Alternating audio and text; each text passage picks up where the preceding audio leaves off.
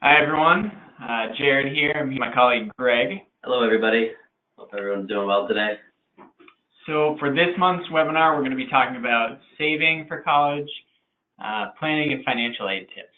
So we'll give a little introduction on ourselves, have a couple more people fill in, and then we'll get started. So like I said, I'm Jared. I have a master's in financial planning. I work mainly in the dental profession, but work with other clients as well. And we have Greg here with us as well. Hello, I'm Greg Phillips. I help run our 401k plan operations here at 12 Points. I help employees with their financial questions, and a lot of it relates to, preparing for their children's college. So it's a kind of a scary but exciting topic, so hopefully we can help you guys out today. All right, we have a couple more people joining us, so we'll get right into it. So as you can see here, and as I just mentioned, cost of college is quite high and a little bit scary, and it looks like it's going to continue to grow. So the point of today's webinar is to try to give you some tools and tips on saving and preparing for those expenses. So as you see on the slide here, the national average cost of attending a 4-year public college is over $28,000 per year, while the average cost of attending a 4-year private college is over $59,000 a year. So obviously, 4 years of college generally it gets quite expensive, and as I mentioned, unfortunately not showing signs of slowing down. The College Board economics back projections of public and private tuition prices for a child born in 2015 reach about $244,000 total and $304,000 for private colleges respectively. So fortunately there are ways to prepare, and the sooner you can start the better. So I'll pass it over to Jared to get into our first tool, which is the 529 plan. So yeah, for higher education savings plans, there's really two options, the 529 and the Coverdell ESA. And 529 is definitely the most popular one, so that's one we'll start with now. So 529, they're a tax advantage education savings plan offered by the state or education institution designed to incentivize future savings for college. And from there are two different 529 plans you can have. The first is a prepaid tuition plan, and the second is a college savings plan. Now, the college savings plan is a lot more popular because the prepaid tuition plan is for a specific college or university. So say you have a dream of your kid going to MIT. You can do a prepaid tuition plan specifically for MIT. However, with all the uncertainty there is in life, you have no idea where your child is going to want to go to school, so that's why the college savings plan is more popular.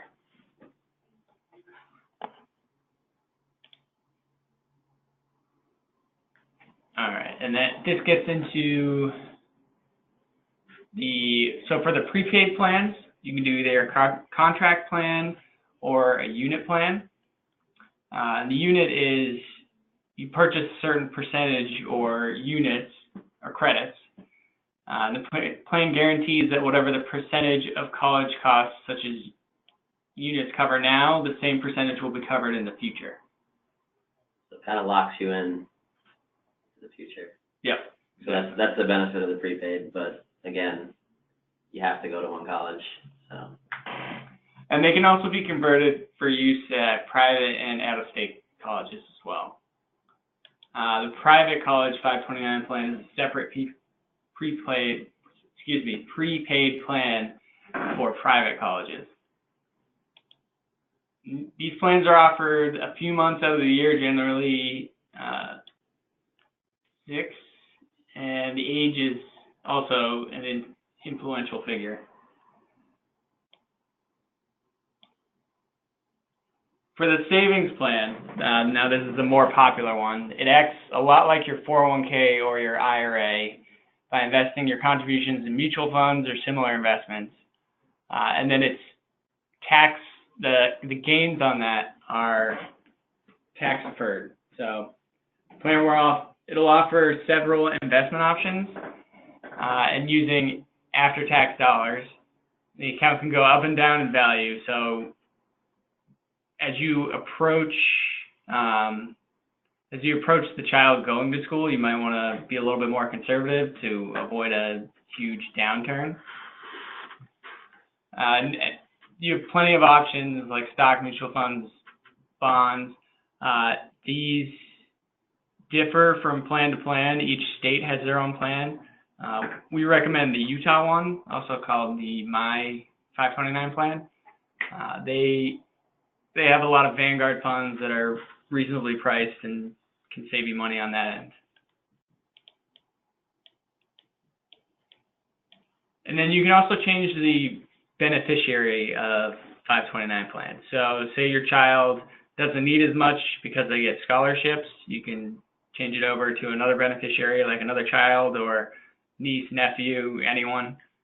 Or you can use it on yourself if you want to go back to school, get a bachelor's, a master's, or anything. And recently, the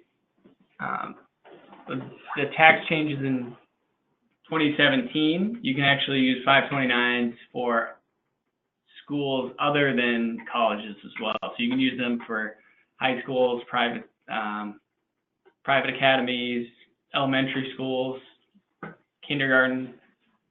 So they've opened it up to more schools.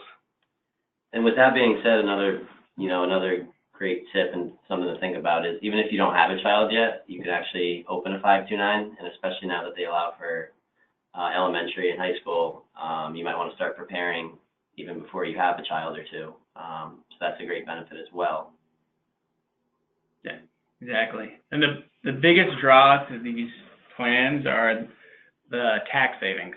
So the earnings in the 529 plans are not subject to federal tax, and in most cases the state tax as well. So as long as your withdrawals are eligible, and therefore tuition, room and board, things like that, you won't have any penalties or anything like that.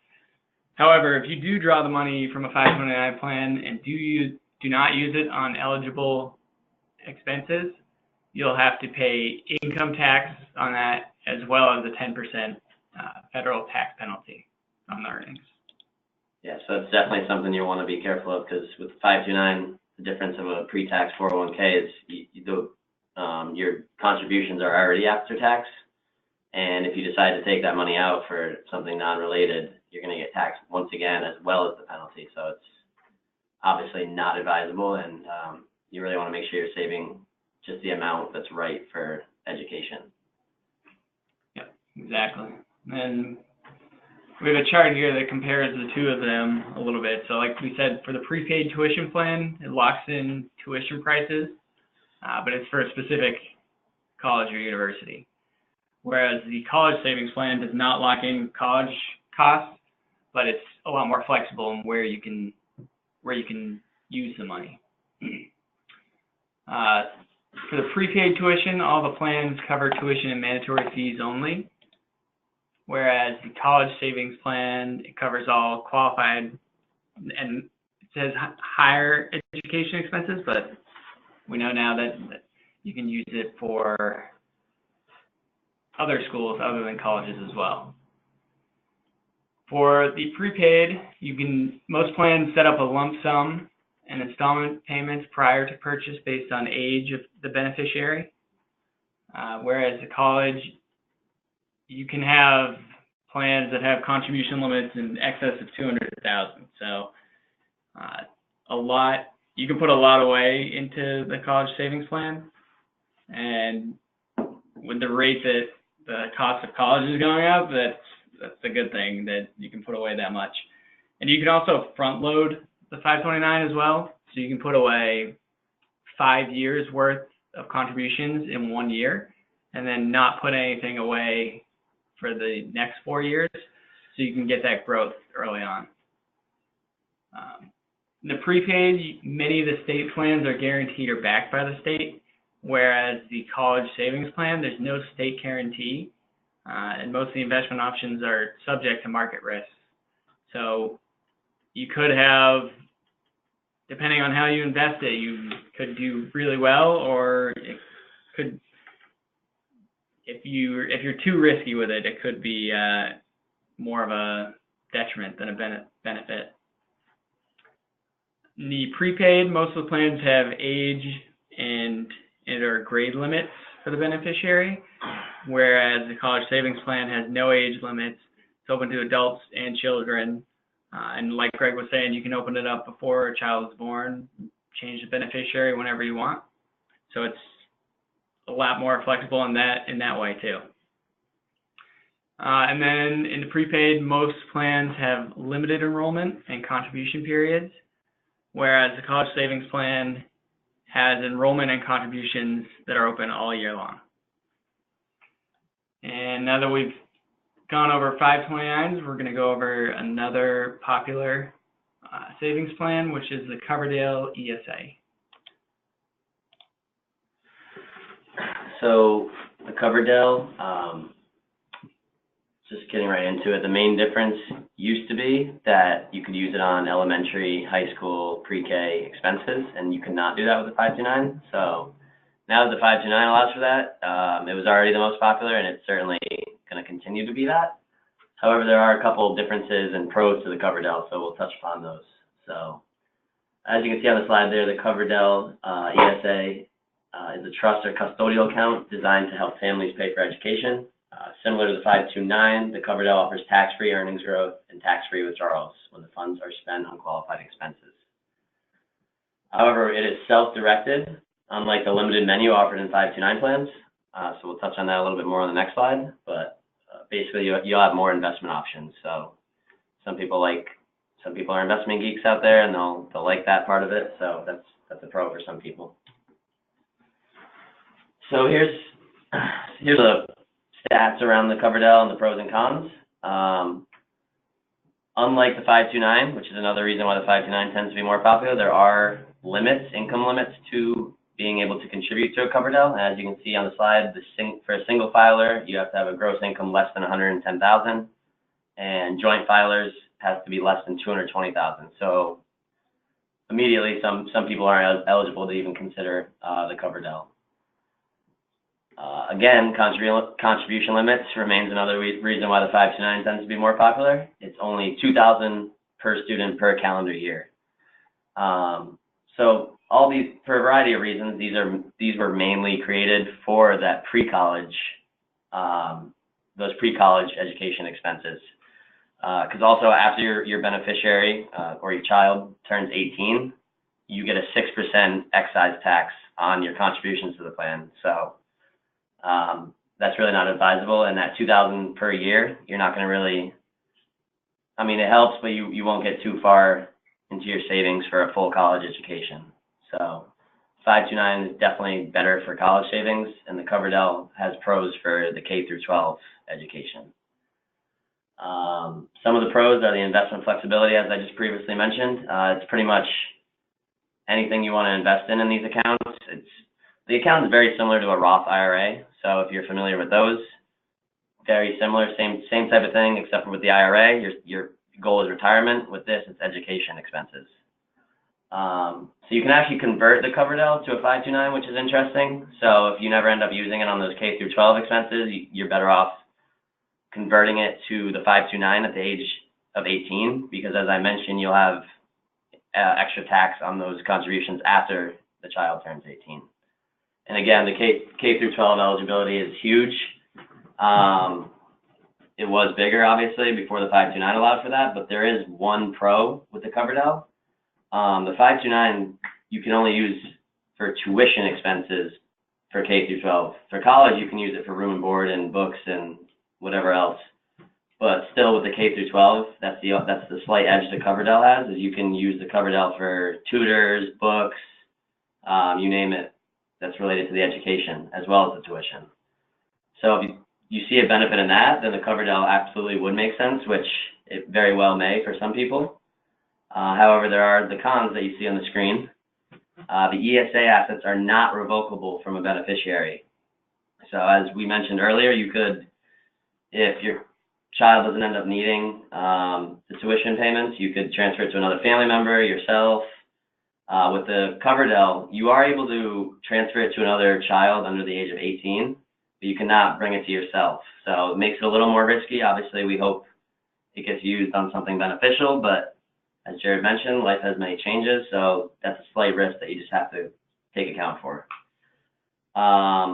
Also with the Coverdell, there's no state tax deductions, whereas the 529, you do have those. The low contribution limits, as we mentioned, the $2,000 per year, and as I said, that's mainly because these are gauged for the K through 12 years. If your main goal is college and you're not worried about the K through 12, then 529 absolutely makes more sense, 100%. And lastly, time restrictions, which I have not touched upon. The assets in the Coverdell must be used by the time the beneficiary turns 30. You have 30 days once they turn 30, and if they were never used for anything, you're going to have to cash it out, and you're going to end up having large losses. So obviously not advisable. So yeah, that pretty much covers the Coverdell. A little bit different.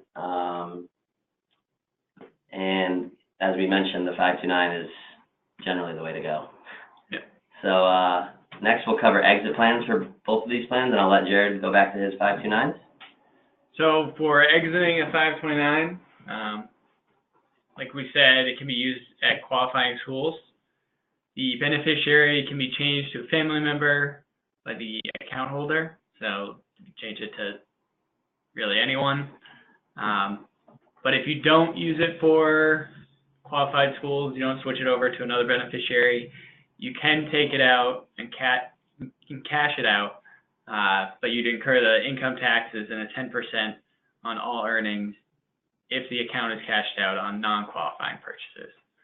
So we touched on most of that earlier, and now Greg will talk about the exit plan for Coverdell.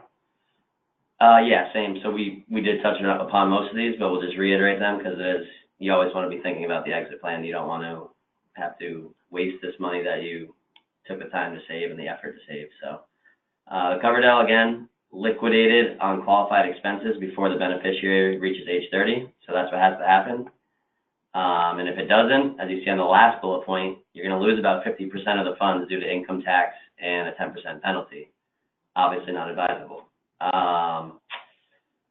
The beneficiary, also as I mentioned, cannot be changed if the original recipient does not attend higher education. So again, a little more risky than the 529. So something to think about, definitely. And again, it's more for the K through 12. If you use it during those years, you're better off.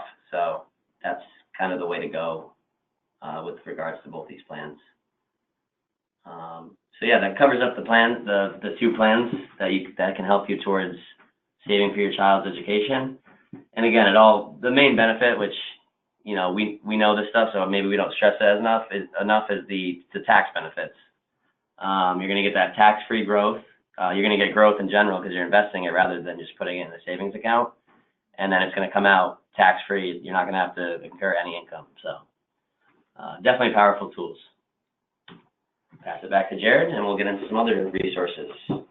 Yeah, besides saving for college, there's other resources out there that a lot of people don't take advantage of.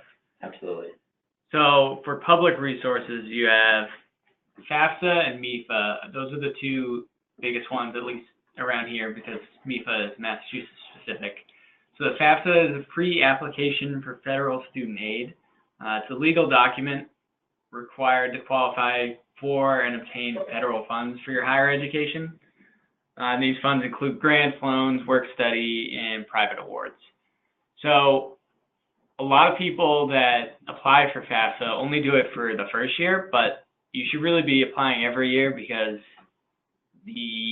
their requirements might change, your situation might change. So you could, if you didn't get any money year one, you might be able to get some in future years. So you want to apply every year. It is kind of a pain getting all the paperwork together and sending it in, but it's it can be worth it if you're able to get a lot of financial aid from it.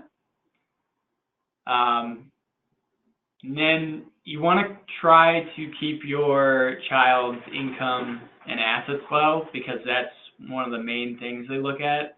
Is if say a grandparent gifts them a lot of money straight to their bank account, that can keep them from getting financial aid. So there's ways to grandparents or parents can gift money and keep it in their name to avoid this. So that's another reason why the two plans we just mentioned are very powerful as well, because it's not going to count for that student income or assets. Even though they're the beneficiary, it's in your name. So it's a great way to do it, opposed to what Jared just mentioned, the gifting accounts, which actually are very popular, but that's going to hurt you or hurt your child when it comes to FAFSA. Yep, exactly. And then you want to keep in mind to fill it out on time and correctly. Don't lie, obviously. That doesn't turn out well. And then the second option for around here is MEFA, the Massachusetts Educational Financing Authority. It's another organization that helps with loans and refinancing. And with the refinancing, any qualified borrower can refinance an existing student loan through MEFA, regardless of where he or she lives or attends school. And to be eligible for refinance, you have to have all your loans that are in repayment and current. So they can't be in deferment, forbearance, or in the grace period if you choose to have one. And then if you refinance, there's a minimum of $10,000. You have to be a U.S. citizen, have an established credit history, not have bankruptcy or foreclosure. And there's some more to it, but you want to be in good standing to be able to refinance your loan. And then there's other loans that vary in rates. So the government loans usually have a higher rate, but they also have more flexible payment options, like income-based payment. And they also have forgiveness, where if you say your job isn't going as well as it could be, that after a certain number of years, your loans could be forgiven. But government's looking into that, so that may change in the future too. And then for the private loans, you always want to look at refinancing and consolidating those loans into a lower rate, especially with rates going up. Things might be different when your child graduates, however many years that is. There might be lower rates, so you want to look into refinancing those. For me, I saved, I think, 3 or 4% on all my loans by refinancing them, so it's definitely been a big help. Alrighty, lastly, before we wrap up here, one last resource or tool, if you want to call it, is scholarships. So other than savings, other than financial aid and all that, you do have one last option, and that's the scholarships. So there's ways to maximize your odds, and obviously it's, many of you know this, it's probably self-explanatory. It's just, being involved, doing well, and then applying.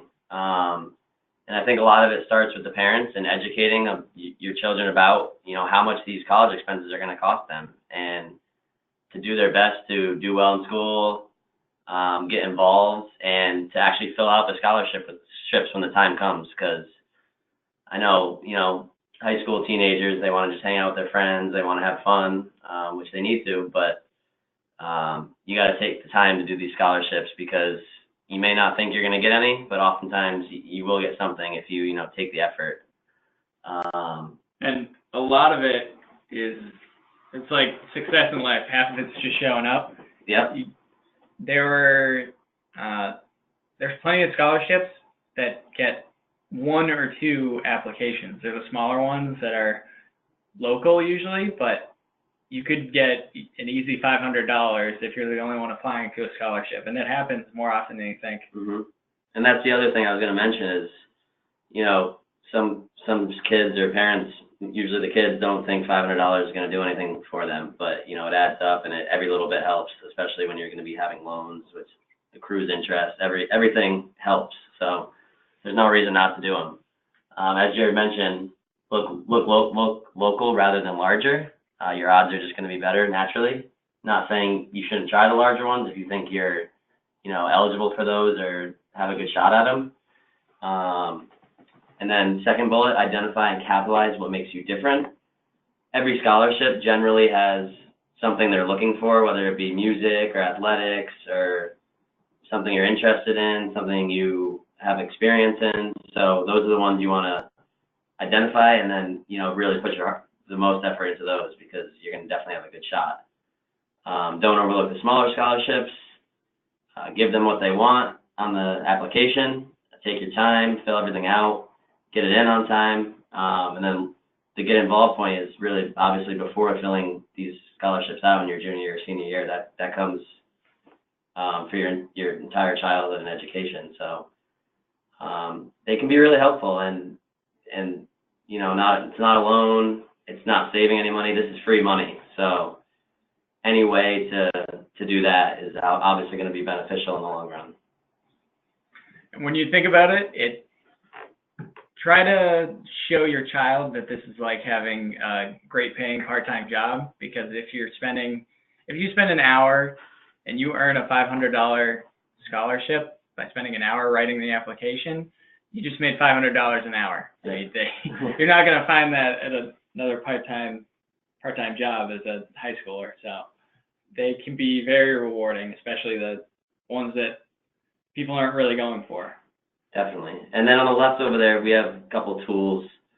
I'm assuming many of you might not be right in this moment right now, but you can always reach out to us on ways to search for scholarships, what we see working. And then there's a couple articles over there we're happy to share with you as well. So.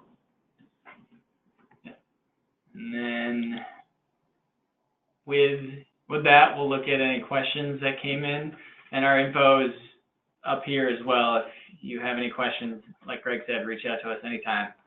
All right, so let's see what we had for questions.